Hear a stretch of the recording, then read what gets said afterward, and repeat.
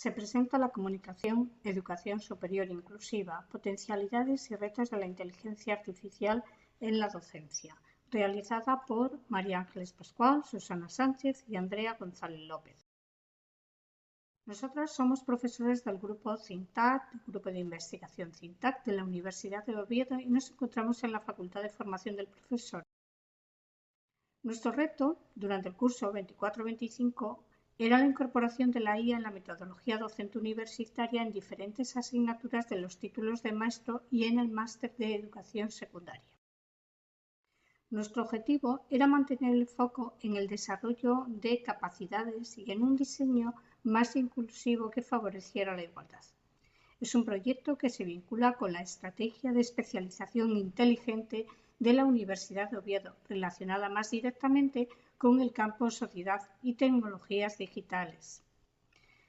Los objetivos que este proyecto tenía estaban relacionados con aspectos formativos para la adquisición por parte de este equipo de competencias docentes en IA, otro objetivo competencial que era diseñar materiales y actividades para la docencia en distintas asignaturas del grado y del máster que incluyeran la IA como una herramienta más al servicio del profesorado y del alumnado.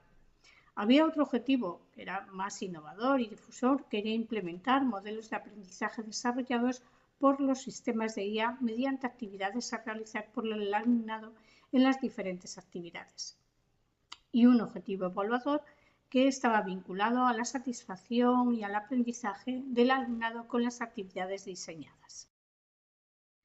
Dando cumplimiento al primero de nuestros objetivos, el grupo ha ido adquiriendo a lo largo del presente curso una formación específica a través de expertos en cursos de formación y a partir de la literatura científica y su análisis. Nuestro objetivo estaba orientado a fomentar la inclusión de colectivos diversos y desde ese enfoque se analizó la investigación de los últimos años que arrojó resultados bastante claros. La IA es una importante aliada en el diseño de materiales inclusivos, en sistemas de tutoría inteligente y en evaluación inclusiva. Estas aplicaciones reportan beneficios en la accesibilidad, la educación personalizada y la equidad lingüística, y también se pone sobre la mesa los problemas y desafíos que entraña su aplicación en la docencia universitaria, como es la ética y la privacidad de los datos y la capacitación docente. Y en este ámbito es donde hemos visto a través de esta literatura donde se está trabajando para poder ofrecer una mayor transparencia. Teniendo en cuenta esta información, el grupo de profesores se plantea trabajar en el segundo objetivo, la selección de contenidos sobre los que diseñar recursos y materiales inclusivos. Como ejemplo, en una de las asignaturas, la de Intervención Didáctica para la Atención a la Diversidad, se diseñaron materiales adaptados utilizando herramientas de IA generativa para el desarrollo de contenidos multimodales y traductores en tiempo real orientados al alumnado Erasmus del aula. También se diseñaron actividades para el alumnado con distintos niveles de complejidad y simulación de escenarios educativos sobre los que tomar decisiones pedagógicas. Por otra parte, se diseñaron un conjunto de tareas con varias actividades para que el alumnado hiciera uso eficiente de la IA aplicadas al tema de las dificultades de aprendizaje. El trabajo era colaborativo y buscaba diseñar situaciones inclusivas, analizando posteriormente las ventajas y las limitaciones que, en su opinión, les reportaban. Tras 8 sesiones en las que tenían que resolver actividades con IA generativa, se les formuló 3 preguntas. Ventajas percibidas de la IA en el diseño inclusivo, limitaciones y retos identificados y el uso futuro de la IA en la práctica docente. Sus respuestas de carácter cualitativo han sido analizadas también con la inteligencia artificial generativa y corroboradas posteriormente. Las ventajas percibidas de la IA en el diseño inclusivo se aglutinan en 4 aspectos. La IA facilita la adaptación de materiales y actividades a las necesidades individuales de los estudiantes, permitiendo la creación de recursos accesibles y personalizados. Por otra parte, consideran que la guía mejora la accesibilidad a través de herramientas como el reconocimiento de voz y texto, la traducción en tiempo real y la conversión de contenidos a formatos más accesibles. La guía, también nos dice, ayuda a los docentes a diseñar clases y actividades de manera más rápida y eficiente, generando materiales y recursos de forma automatizada. Y por otra parte, consideran que la IA ofrece una retroalimentación instantánea, es decir, apoyo al aprendizaje y herramientas interactivas que fomentan la participación y el aprendizaje autónomo de los alumnos. Por otra parte, también identificaron una serie de limitaciones y retos que quedaban por conseguir, como era que muchos docentes carecen de la formación necesaria para utilizar la IA de manera efectiva y no terminan de confiar del todo en estas herramientas. También se encontraron con que la IA puede contener sesgos en los datos y generar errores o información incompleta, lo cual requiere una revisión y verificación por parte de los docentes. Existe también preocupación sobre la privacidad y seguridad de los datos personales al utilizar estas herramientas. Por otra parte, se teme que el uso excesivo de la IA pueda deshumanizar el proceso educativo y disminuir la importancia de la interacción humana y la creatividad del docente. Por último, también se vieron algunas limitaciones económicas y técnicas, ya que el acceso a herramientas de guía puede ser costoso y su uso puede requerir pues unas conexiones a Internet estables y conocimientos técnicos. Y por último, nos interesaba conocer si la experiencia que habían tenido en estas 8 sesiones había impactado con una visión de uso futuro para facilitar diseños de aprendizaje más inclusivos. Sus respuestas se aglutinaron en 4 ámbitos. Por una parte, los futuros docentes planean utilizar la IA como una fuente de inspiración y apoyo para generar ideas y materiales, pero siempre adaptándolas a las necesidades específicas de sus estudiantes. Por otra parte, la IA se puede utilizar para crear materiales accesibles y adaptados para estudiantes con diversas necesidades, como problemas de visión o audición. Por otra parte, consideran que se puede utilizar y ayudará mucho a estructurar trabajos, proyectos, exámenes, facilitando así la evaluación y el seguimiento del progreso de los estudiantes. Por último, ven también un uso futuro en una enseñanza más personalizada, aunque en este sentido consideran que, aunque pueden desarrollar la autonomía y la participación, queda un cierto camino por recorrer en este sentido. Como conclusiones de esta primera aproximación al uso de la IA en la docencia universitaria en el ámbito de la educación, consideramos que nos queda un camino interesante por construir. Hay que seguir explorando las posibilidades de la personalización del aprendizaje y las universidades tienen que ser facilitadoras de formación al profesorado y al alumnado, eliminando las actuales limitaciones económicas y apostando por sistemas técnicos más transparentes. Quedamos a la espera de vuestras preguntas sobre esta comunicación. Os enviamos un saludo desde Asturias.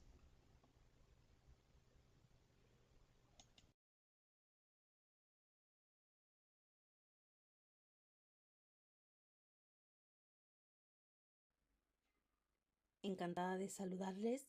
Mi nombre es Lucía María Barrio de García y junto con mis compañeros Juan José Leiva Olivencia, María Jesús Santos Villalba y Dolores Pareja de Vicente, tenemos el placer de presentaros esta comunicación titulada Trayectoria formativa en inclusión educativa y TIC del profesorado de educación primaria. En primer lugar, antes de adentrarnos en conocer la metodología, el diseño de la investigación, vamos a contextualizar un poco la temática sobre la formación docente en inclusión educativa y tecnología de la información y la comunicación. En el contexto educativo contemporáneo, la diversidad en el aula es una realidad ineludible. Estudiantes con diferentes estilos de aprendizaje, capacidades, contextos culturales y lingüísticos conviven diariamente en los ambientes escolares. Ante esta complejidad, los docentes deben estar preparados para atender esa diversidad de manera inclusiva y equitativa. Al mismo tiempo, las tecnologías de la información y la comunicación, conocida como TIC, ofrecen herramientas que pueden facilitar este proceso siempre y cuando los maestros y maestras sepan cómo utilizarlas de forma pedagógica e inclusiva. Por lo tanto, la formación docente en inclusión educativa y TIC representa un eje esencial para garantizar una educación equitativa de calidad. Asimismo, hacer especial mención a la formación permanente del profesorado, quien debe estar enfocada a sensibilizar en este paradigma mediante diferentes iniciativas formativas que no solo se centren en el aprendizaje de herramientas digitales, sino también en el desarrollo de una mirada pedagógica inclusiva, crítica y transformadora.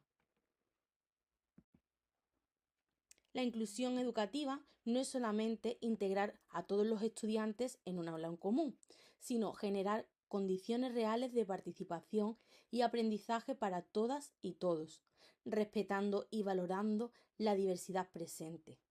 La inclusión, asimismo, implica transformar los sistemas educativos para que respondan a las necesidades de todos los estudiantes, sin importar sus diferencias. En este marco, el docente se convierte en un actor clave, no solo como transmisor de conocimientos, sino como diseñador de entornos de aprendizaje accesibles, motivadores y flexibles.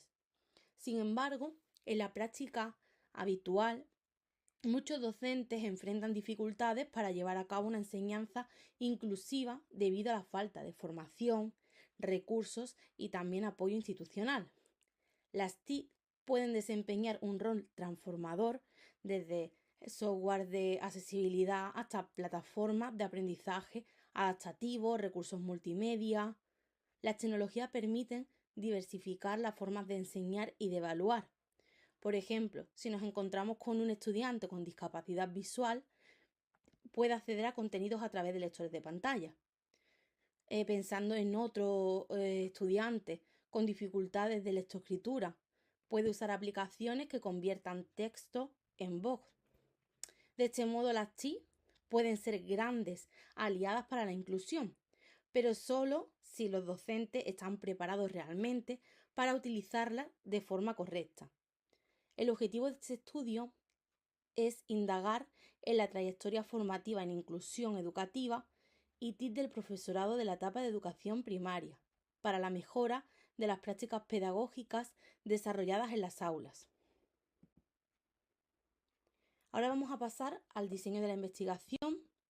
En cuanto a la metodología de estudio, es de corte cualitativa.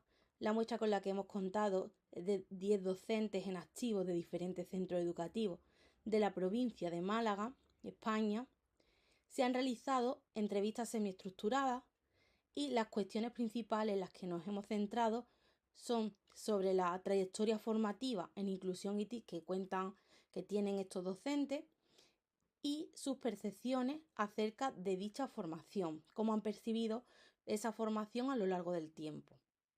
El análisis de datos se ha realizado con el programa ALACTIV versión 25.01. En cuanto a los resultados del estudio, se pone de manifiesto que el profesorado cuenta con una formación muy limitada en estos ámbitos y carece de los recursos tecnológicos necesarios para implementar prácticas pedagógicas inclusivas.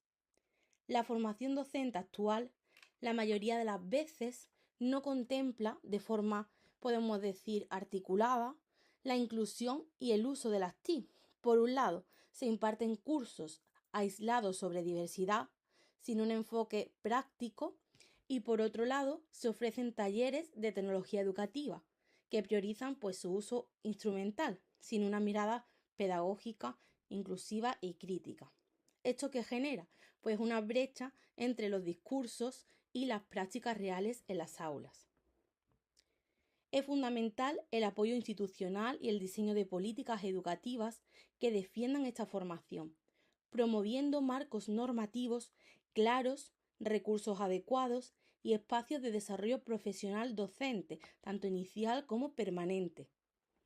Además, los docentes demandan una formación integral en el diseño de estrategias educativas inclusivas y tecnológicas que promuevan la equidad, la participación activa y el aprendizaje significativo, así como la necesidad de fomentar una cultura colaborativa en los centros educativos, en la que se compartan buenas prácticas y se reflexione de manera conjunta sobre estos desafíos emergentes. A modo de conclusiones, destacamos que a medida que el mundo avanza hacia una sociedad, podemos decir cada vez más digital e interconectada, los sistemas educativos deben responder a este cambio, sin dejar a nadie atrás. La inclusión y la tecnología no son dos caminos paralelos, como hemos destacado, sino vías que deben confluir para construir aulas más accesibles y abiertas a la diversidad. Por tanto, formar a los docentes para transitar en este camino, nuestra propuesta, es sin duda una de las principales tareas de la actualidad.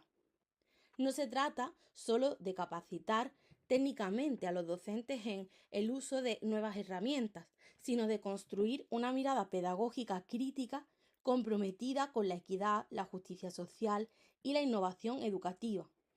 En definitiva, la trayectoria formativa del profesorado en inclusión y TIC es un proceso continuo, dinámico e imprescindible para garantizar una educación de calidad para todos los discentes, que implica no solo adquirir habilidades técnicas, como ya hemos comentado, sino también cultivar valores de justicia social, empatía y compromiso con la diversidad, con el fin de construir entornos educativos más accesibles, inclusivos, innovadores y sensibles a las necesidades del siglo XXI. Muchas gracias por vuestra atención. Un saludo.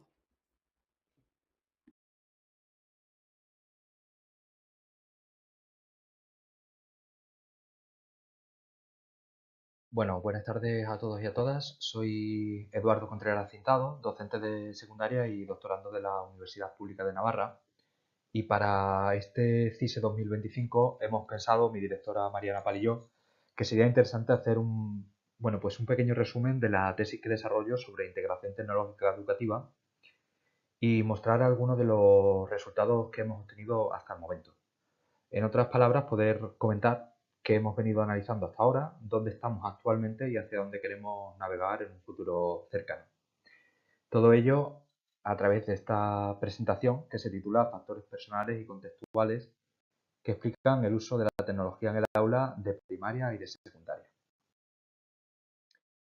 Para ello he querido dividir la presentación en un primer bloque donde incluiré una introducción en la que abordaré cuáles han sido los elementos que hemos considerado claves medir en una primera aproximación al proceso de integración tecnológica educativa y los resultados que hemos obtenido. Posteriormente comentaré hacia dónde nos ha llevado estos primeros análisis y qué hemos considerado de interés estudiar, cómo lo hemos analizado y los resultados que hemos obtenido hasta el momento.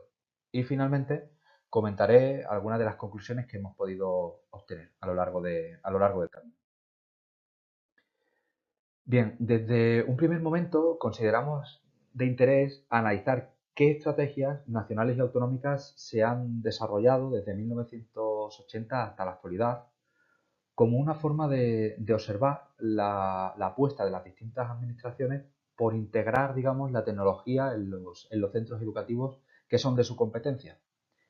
Del mismo modo, hemos querido medir el nivel de infraestructura tecnológica por regiones para observar si las diferencias socioeconómicas y demográficas existentes entre todas estas regiones podían estar generando brechas de acceso aún en nuestros días. Finalmente, pues existen diferencias entre etapas educativas y titularidades de los centros educativos, entre lo público y lo privado. En este primer objetivo se determinó, bueno, pues que de forma general se ha producido un decremento generalizado en el valor medio de número de alumnos ordenador a lo largo del tiempo. Es decir, un aumento del número de ordenadores disponibles, como podemos ver aquí en la gráfica que tenemos abajo por tramos temporales. A pesar de este aumento generalizado, sí que hemos encontrado diferencias en el ritmo de dotación de equipos entre las distintas regiones y los intervalos que se han analizado, los intervalos temporales.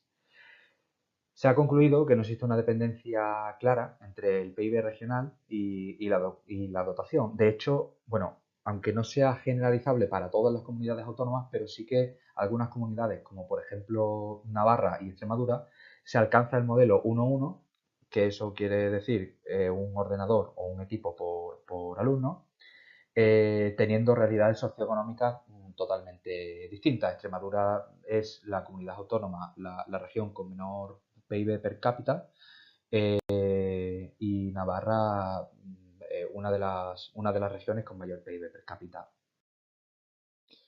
Otro de los elementos que hemos querido analizar fue la formación en materia digital docente, no desde un enfoque de competencia digital, sino de oferta formativa.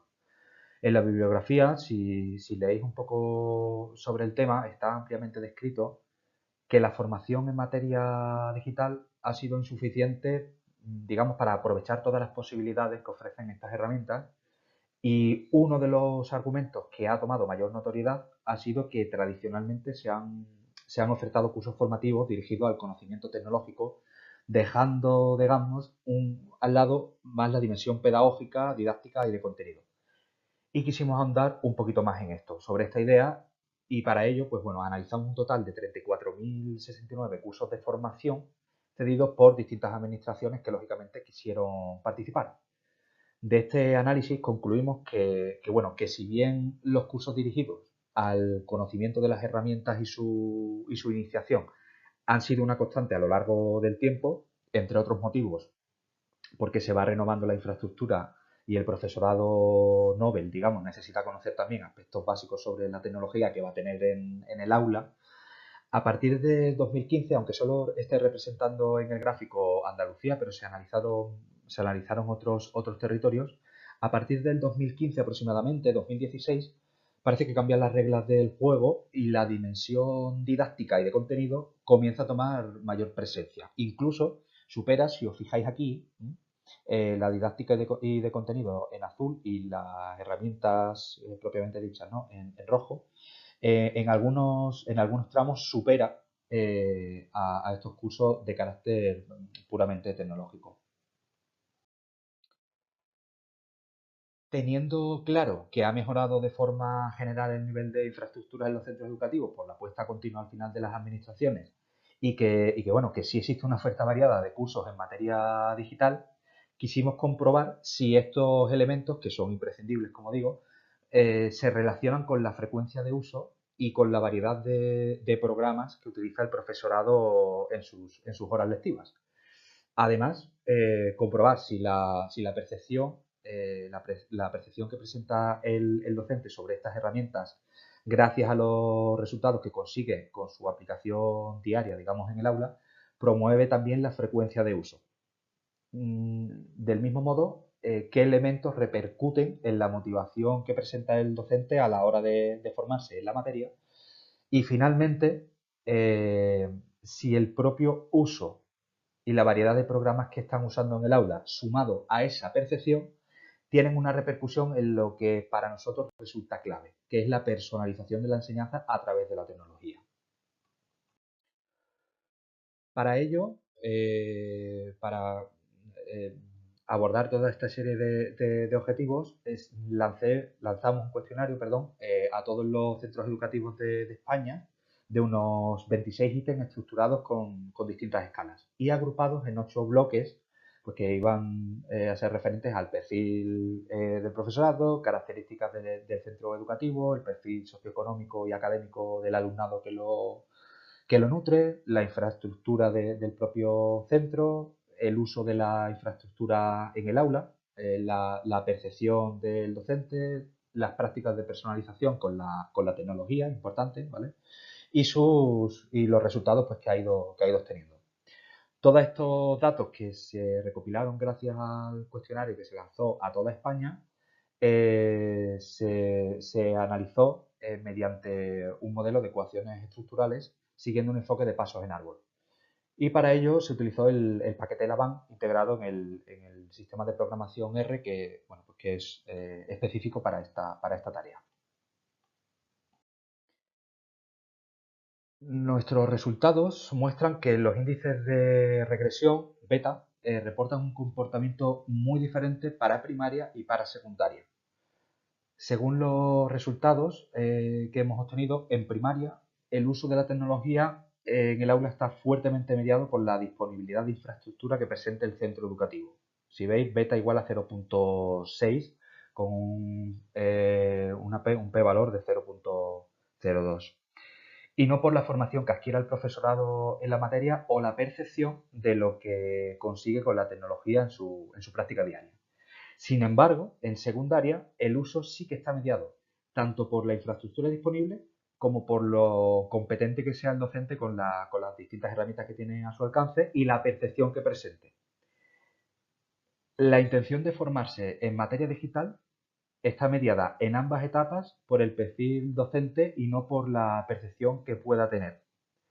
Y por último, se encuentran, digamos, diferencias en los elementos que median la personalización de los contenidos para adecuarlos a las demandas que pueda presentar el alumnado.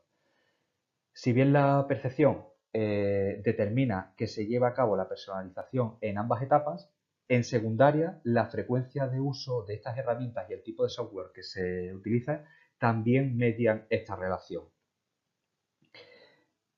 Algunas de las explicaciones que le damos a estas diferencias de resultados, no daría tiempo a comentarlo todo, pero algunas de estas explicaciones que le damos o radica, mejor dicho, en las propias características que presenta el alumnado de cada etapa.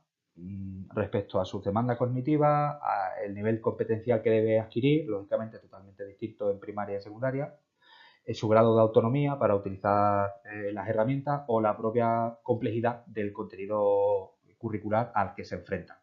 Mayor, como digo, en todos los casos en secundaria. Lo que puede promover que el profesorado deba tener más formación específica para poder trabajar con ellos y al mismo tiempo, digamos, que busque un mayor número de recursos a su alcance para conseguir mejorar el aprendizaje del mayor número de estudiantes posible. Además de esto, en primaria, no siempre, pero en primaria el alumnado actúa más frecuentemente como receptor de contenidos a través de los recursos audiovisuales y en secundaria sí que se trabaja de una forma distinta, una mayor variedad de programas.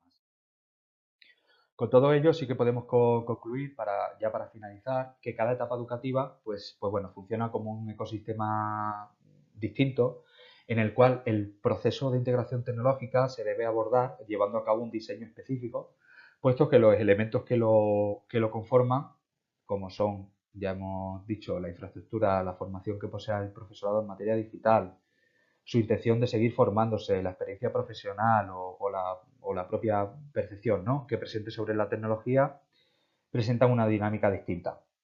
Por lo tanto, es interesante que los responsables de las administraciones educativas promuevan herramientas de formación a la comunidad, como se ha estado haciendo hasta el momento con los distintos planes y estrategias digitales, pero también que lleven a cabo de una forma, digamos, más directa el ejercicio de concienciar al profesorado sobre el potencial de estas herramientas para personalizar los contenidos y adecuarlos a la diversidad del aula. Evaluar de forma más rigurosa los cursos que se realizan y registrar a corto, a medio y a largo plazo el impacto real de estas formaciones que se ofertan y de esta tecnología que continuamente está entrando en los centros educativos en los sistemas, ¿no? Y con todo ello, pues ya finalizamos la presentación. Muchas gracias.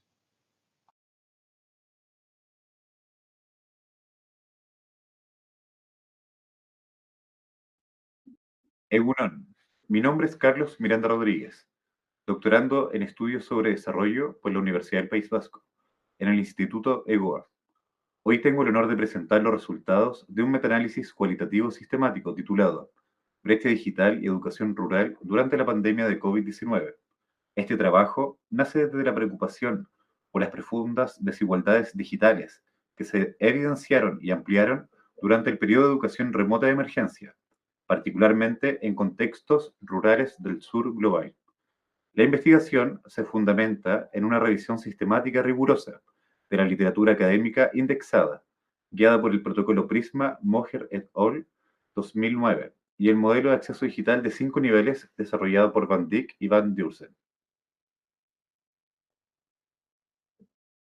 Durante la pandemia de COVID-19, la transición abrupta hacia la educación remota expuso con claridad las limitaciones estructurales que enfrentan estudiantes y docentes en zonas rurales. Estas limitaciones no solo se relacionan con el acceso material a tecnología, sino también con la falta de competencias digitales, de acompañamiento institucional y de estrategias pedagógicas adaptadas a territorios históricamente excluidos.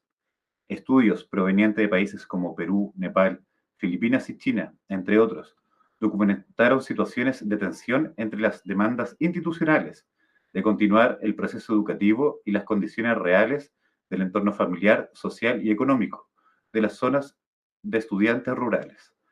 Esta revisión cualitativa busca justamente organizar y analizar críticamente esa evidencia empírica dispersa, aplicando un modelo teórico robusto y orientado a la acción pública. El marco conceptual central de esta revisión es el modelo de acceso digital de Van Dijk y Van Dusen, que propone 5 niveles secuenciales para comprender la brecha digital. Por un lado, acceso motivacional, acceso material, habilidades digitales, uso efectivo y beneficios o resultados obtenidos. Este modelo permite ir más allá de la visión tecnocrática del acceso, como disponibilidad de dispositivos, abordando también las disposiciones individuales, las competencias requeridas y los efectos concretos del uso tecnológico. En este sentido, resulta una herramienta teórica poderosa para captar la multidimensionalidad y la naturaleza estructural de la exclusión digital, especialmente en situaciones de emergencia como la vivida durante la pandemia. El objetivo general del estudio fue analizar sistemáticamente la evidencia científica disponible sobre cómo se manifestó la brecha digital en contexto de educación formal, rural, durante la pandemia de COVID-19. Se buscó identificar los factores que condicionaron el acceso, el uso y los resultados del aprendizaje remoto. Para ello, se realizó una revisión cualitativa exhaustiva de artículos empíricos publicados entre 2020 y 2024 en revistas académicas indexadas en la base de datos Scopus. A partir de este objetivo general, se definieron 4 preguntas centrales. Primero, ¿cuáles fueron las dimensiones más reportadas de la brecha digital en contextos educativos rurales durante la pandemia? Segundo, ¿qué desigualdades específicas, ya sean territoriales, de género, socioeconómicas o tecnológicas, fueron documentadas? Tercero, ¿qué estrategias institucionales, familiares o comunitarias se implementaron como respuesta ante la exclusión digital? Y cuarto, ¿qué vacíos temáticos, geográficos o metodológicos persisten en la literatura científica actual? Esta investigación adoptó un diseño cualitativo e interpretativo, guiado por los lineamientos Prisma y estructurado mediante el marco Spider. Se utilizó exclusivamente la base de datos Scopus, aplicando los criterios de términos de búsqueda Digital Divide and Education and Rural and COVID. La búsqueda arrojó 86 registros únicos, de los cuales 24 cumplieron con todos los criterios de inclusión, ser artículos empíricos centrados en experiencias de educación formal rural durante la pandemia. Se incluyeron investigaciones cualitativas, cuantitativas, interpretativas y estudios mixtos. La codificación de datos se realizó manualmente, categorizando los hallazgos según las 5 dimensiones del modelo de Van Dijk. El proceso de selección siguió estrictamente las 4 fases del protocolo Prisma: identificación, cribado, evaluación de elegibilidad e inclusión final. De los 86 estudios encontrados, se descartaron 19 por no ser investigaciones empíricas ni revisiones sistemáticas. Se revisaron 66 textos completos, de los cuales se excluyeron 42, la mayoría por no abordar la pregunta de investigación y algunos por falta de evidencia empírica clara. Finalmente, se incluyeron 24 estudios de alta relevancia metodológica que constituyen la base de esta síntesis cualitativa. La primera dimensión analizada fue la motivacional. Aquí se identificaron barreras emocionales, afectivas e institucionales que limitaron la disposición de estudiantes y docentes para involucrarse en la educación digital, el miedo al fracaso escolar, la ansiedad frente al entorno virtual y la ausencia de acompañamiento emocional afectaron profundamente la transición. En muchos casos, se trató de una motivación forzada por la amenaza de pérdida de año escolar, más que una convicción en las herramientas digitales. Este componente subjetivo es clave para entender por qué el acceso técnico no siempre se traduce en uso efectivo.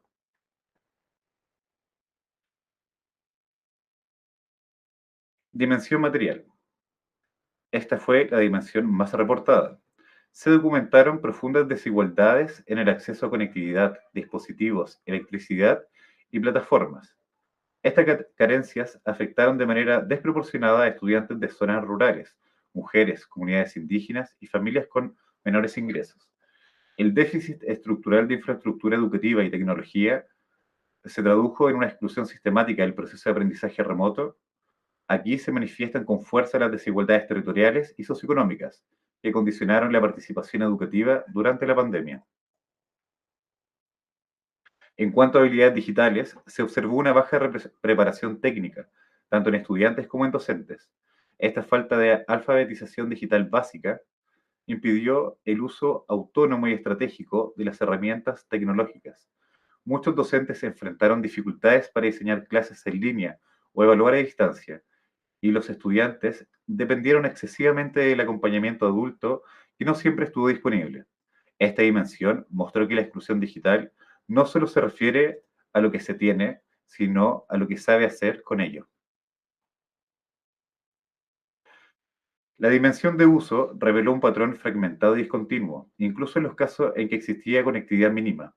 El uso de plataformas educativas fue interrumpido o ineficaz. Factores como el capital cultural familiar, el nivel de supervisión adulta y la estabilidad del entorno doméstico determinaron en gran medida la frecuencia y profundidad del uso tecnológico. Esto refuerza la idea de que el acceso no garantiza automáticamente un uso pedagógico significativo. En cuanto a los resultados, se observaron efectos directos de la brecha digital en el rendimiento académico, la permanencia escolar y el bienestar emocional. Casos de deserción, rezago, ansiedad y pérdida de aprendizajes básicos fueron ampliamente documentados. Muy pocos estudios, sin embargo, abordaron el impacto a largo plazo de esta exclusión ni propusieron métricas estandarizadas para evaluarlo. Estas carencias refuerzan la necesidad de fortalecer la investigación longitudinal y de desarrollar instrumentos más sensibles a las trayectorias educativas rurales.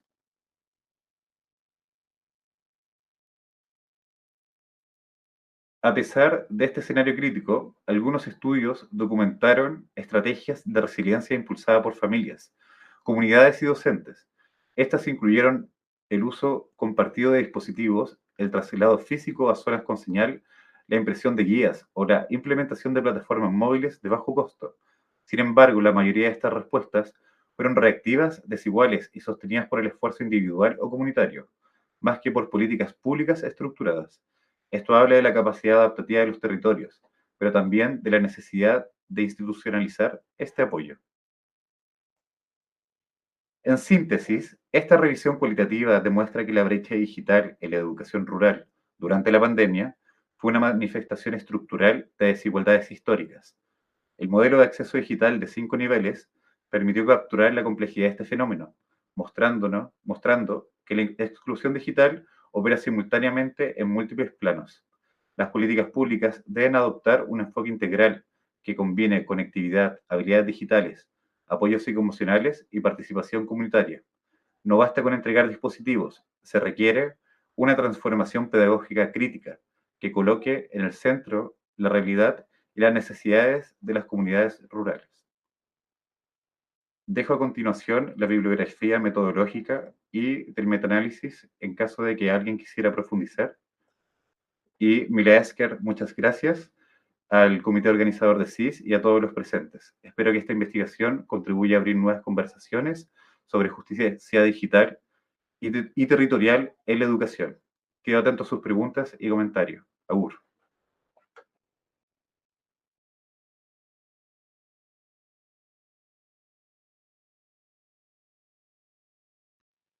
Aupa egunon, Somos Israel Alonso, Miriam Urueta, Raquel Gamito e Idoia Legorburu, y en esta ocasión en el Congreso CISE 25 queremos presentar la comunicación titulada Percepciones y necesidades en la enseñanza de la programación en secundaria.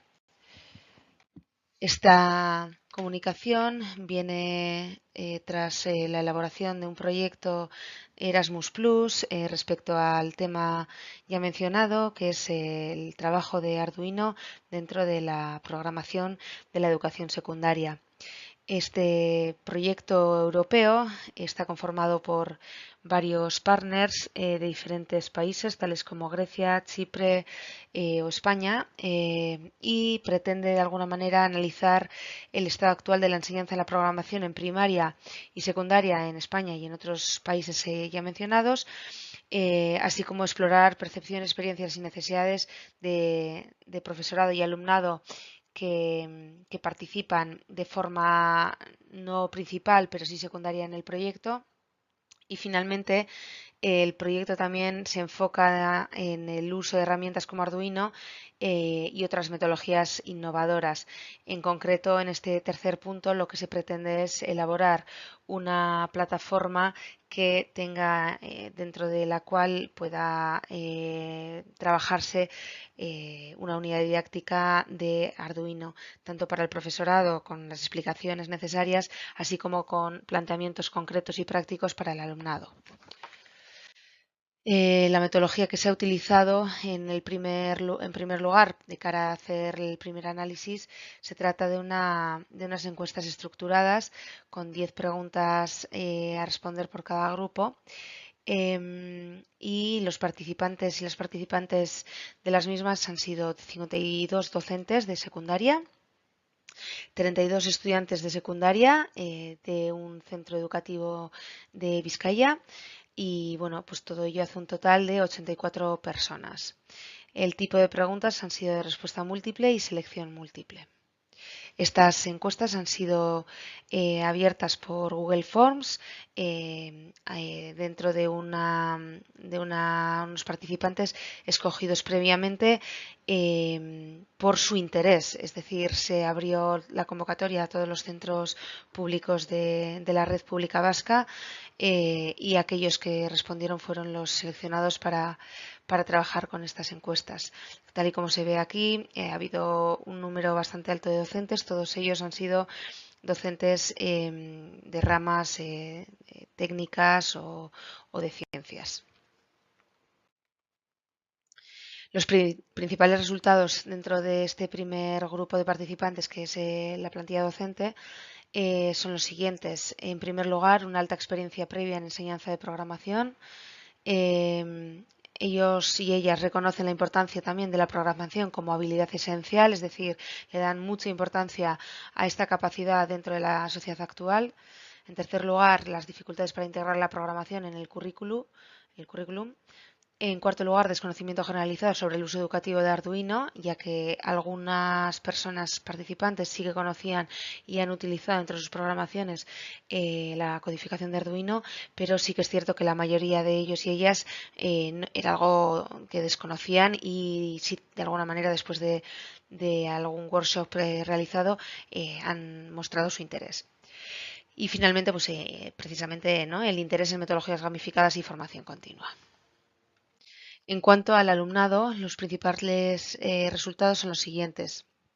Hay variedad en las experiencias del alumnado. Algunos sí han tenido contacto con la programación, pero muchos de ellos nunca han recibido clases de este estilo. Y este segundo grupo considera que aprender a programar es importante para su futuro y tienen preferencia por aprendizaje basado en juegos, apps móviles, robótica, etc. En conclusión, podemos decir que el interés es generalizado en seguir aprendiendo, tanto por los participantes de profesorado como alumnado. El profesorado hablaba de la formación continua, de la necesidad de formarse en estas nuevas metodologías e insertar estos contenidos en el currículum. Y en segundo lugar, o la segunda parte de los participantes que corresponde al alumnado, hablaban de la necesidad de aprender programación, robótica, etcétera, en su desempeño escolar de cara a tener una mayor facilidad en el futuro, tanto para su futuro profesional como el personal. Existen ciertas necesidades o ciertas estrategias que de alguna manera faciliten la integración curricular, es lo que hablamos de los resultados del profesorado. En segundo lugar, hablan también de estrategias que promuevan metodologías innovadoras, es decir, no solo incluirlas en el currículum de forma teórica, sino que facilitar estrategias que ayuden a integrarlo dentro del currículum ordinario.